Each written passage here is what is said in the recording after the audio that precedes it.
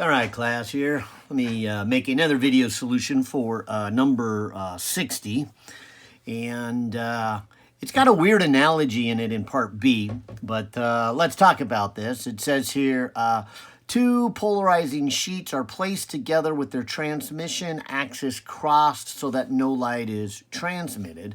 And then a third sheet is inserted between them with its transmitting axis at 45 degrees. So I guess the first one I might draw looking like this, and I'll put vertical lines for the transmitting axis. The second one would then have a transmitting axis at 45 degrees from the first, which makes the last one, which rotates another 45 degrees for a total of 90 degrees from the first one, and the transmitting axis is horizontal.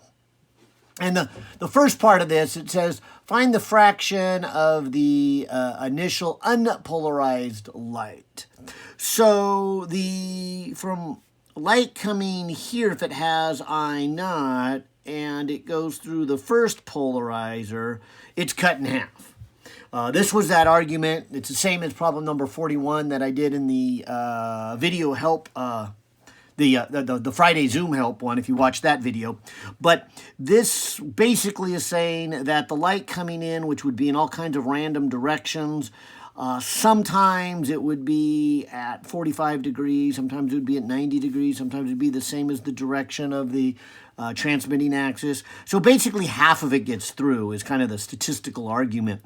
And so what we end up saying here is, okay, after the first sheet or the first filter, we get half the intensity, and we get light that is now polarized in a vertical direction, or the direction of the transmitting sheet, which in my picture is vertical.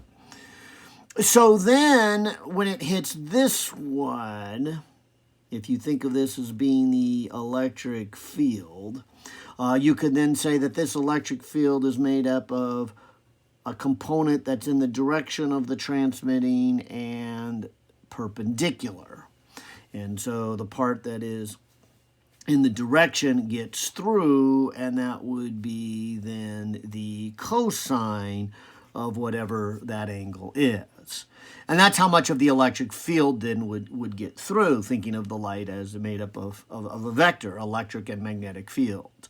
Now the intensity is the square of the electric field. So once it hits this, we would say the intensity that gets through is reduced by cosine squared of that angle. And in this case, that angle is 45 degrees. So then what you get is a light coming through that has been reduced by two factors from the original intensity by, this little equation. But the real key about this is the direction of the polarization is now at a 45 degree angle. And so if you look at the third polarizing sheet with a vector at 45 degrees, there would be a little bit horizontal plus a little bit vertical. And again, the part horizontal, the part that's in the direction of the transmission axis, would get through. And so we would have a cosine of whatever angle this one is rotated, which is another 45 degrees for this problem. It doesn't have to be another 45 degrees, but it is for this problem. And that's the electric field, so the intensity would be that squared. So if you're just talking about solving the mathematics here, you would have your original intensity divided by 2 from the first filter. The cosine of 45 is root 2 over 2, and you square it, you get 1/2.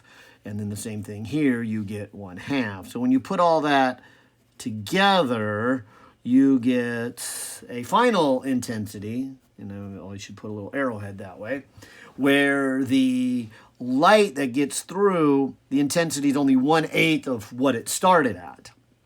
And the direction of the electric field is in a horizontal direction.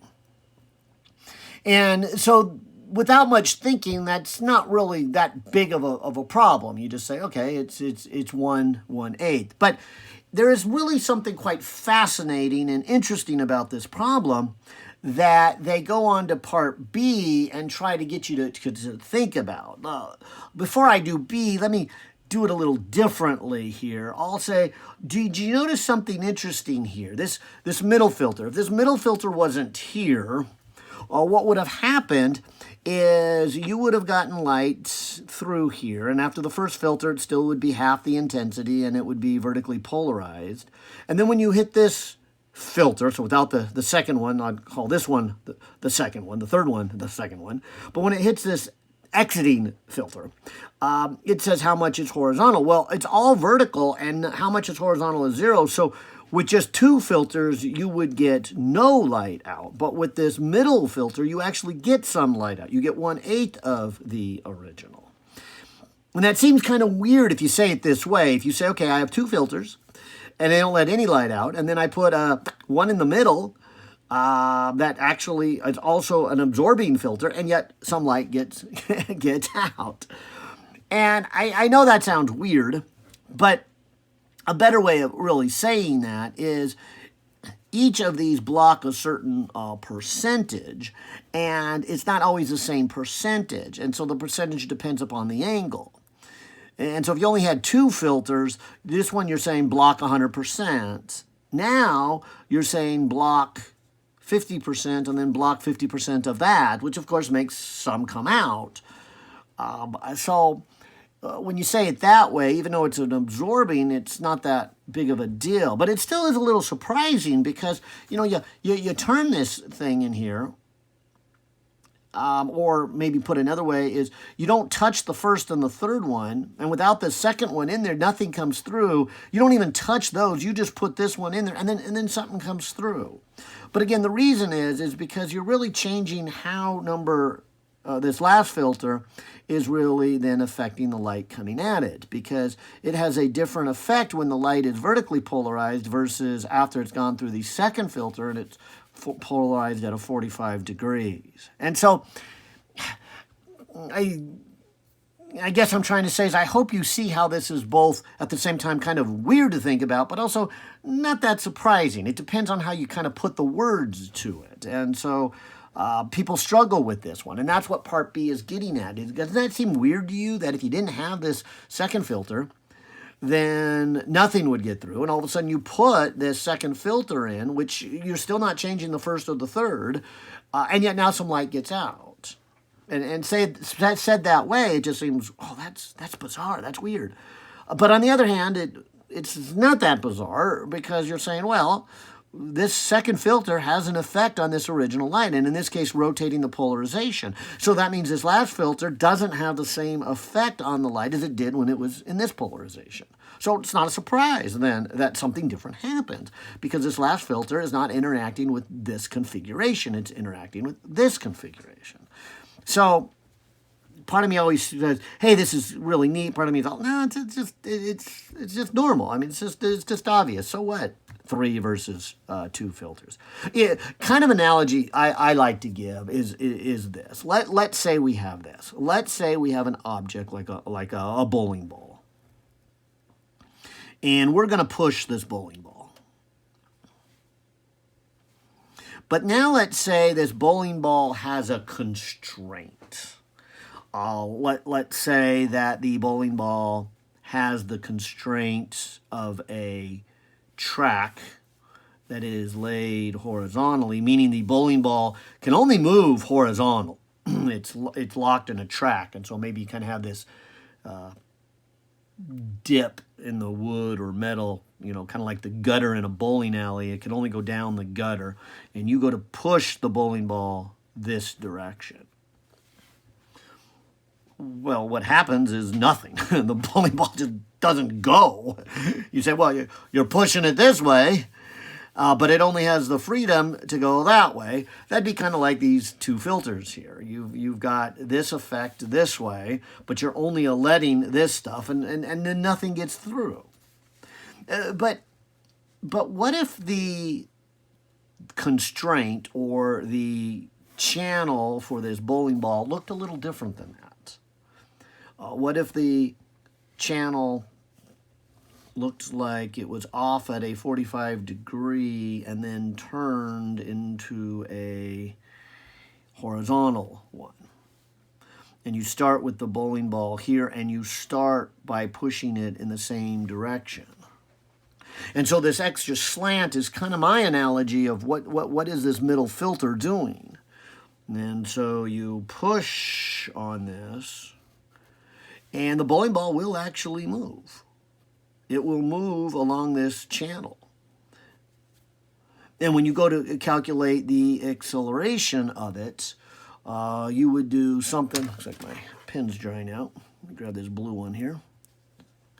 But you would go something like force divided by mass. But you wouldn't take the whole force, you would say cosine of that angle. So you would actually get an acceleration to your bowling ball. And it would continue on up. And then once it started moving in that direction, if you kind of just, said, okay, well, now let's take that force, this component of the force here, and say, all right, now it hits this channel.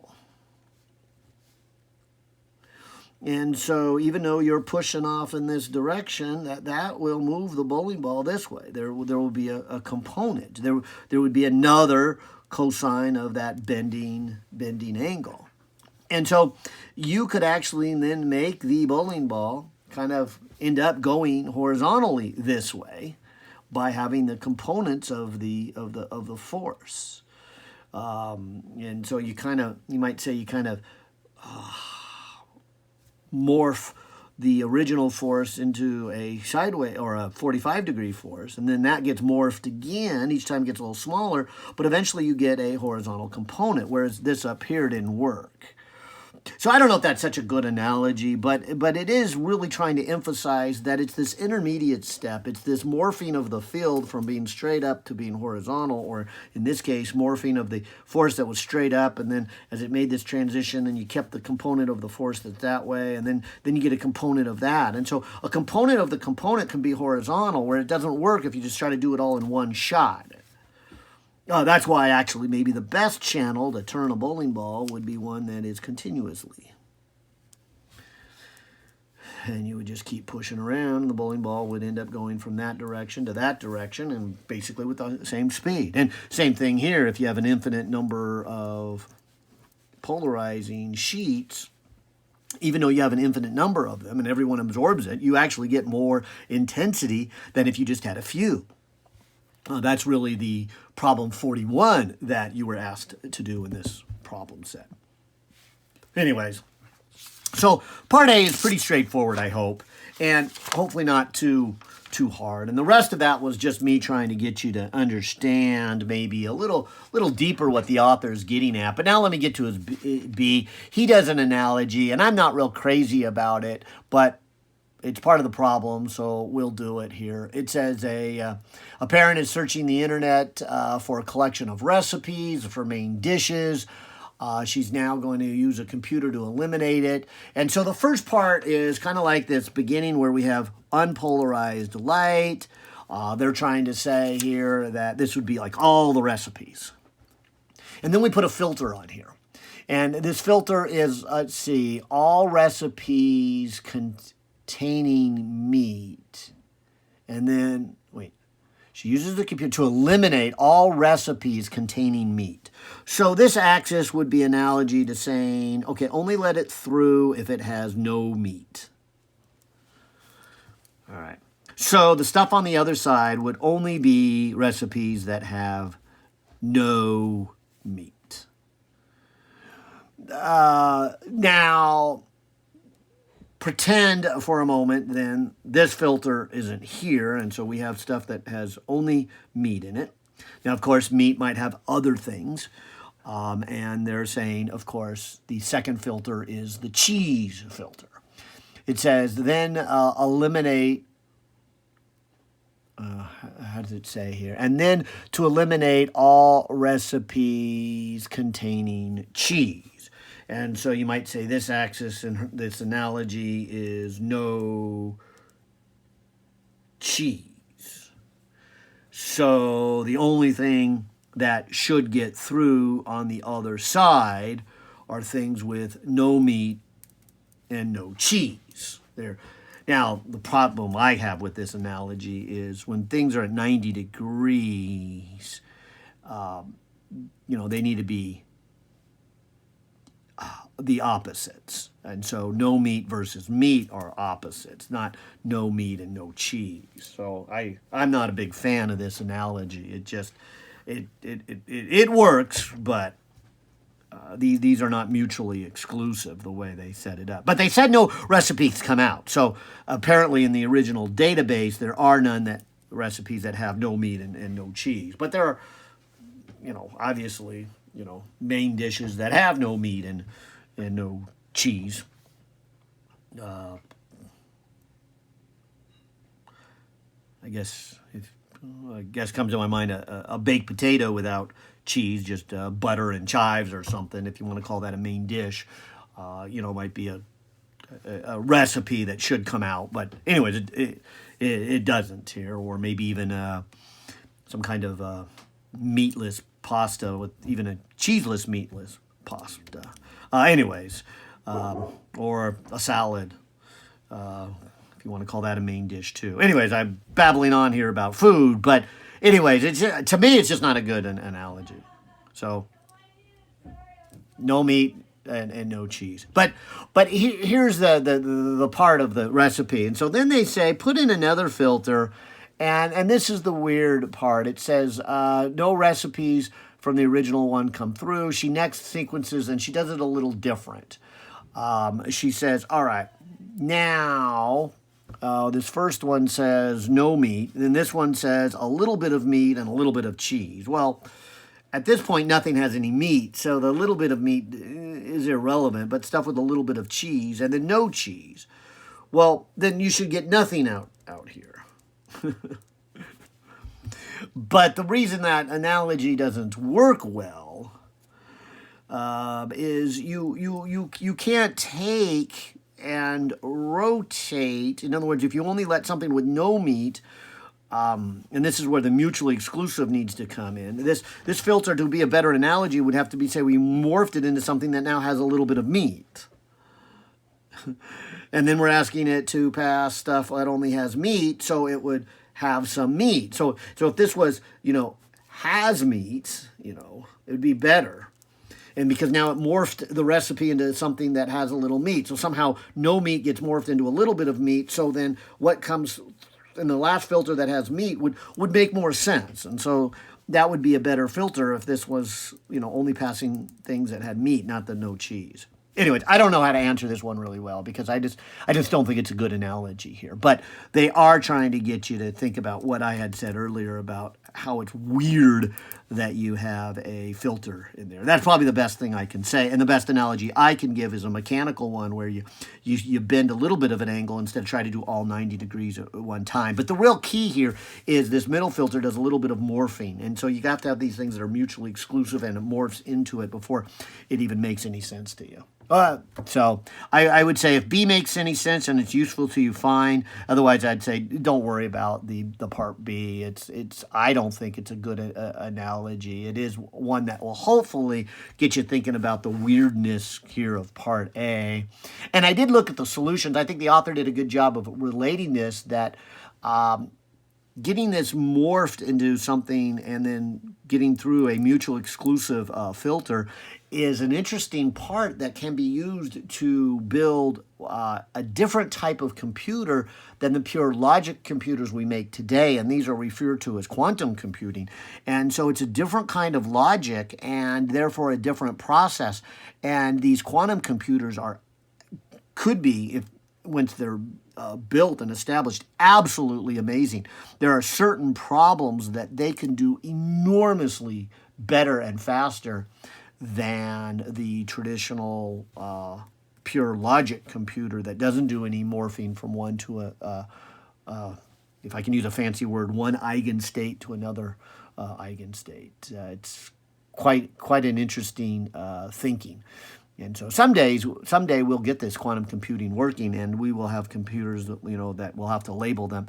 Hey, this is a classic computer in its logic board, but this is a quantum computer in its logic board, and the way it thinks, the way it acts, the way it behaves is different. And some problems, like e-commerce, you would never want to do on a quantum computer. But other problems, like solving a complex science quantum mechanics problem, you would love to do on a quantum computer. So that might be the best thing that you can get from the answer in part B, is just how nature behaves in an interesting way. And we're not taking advantage of the quantum computing aspects. We just don't have that technology yet. But that is a big push for the future. All right, well, I'll say bye for now.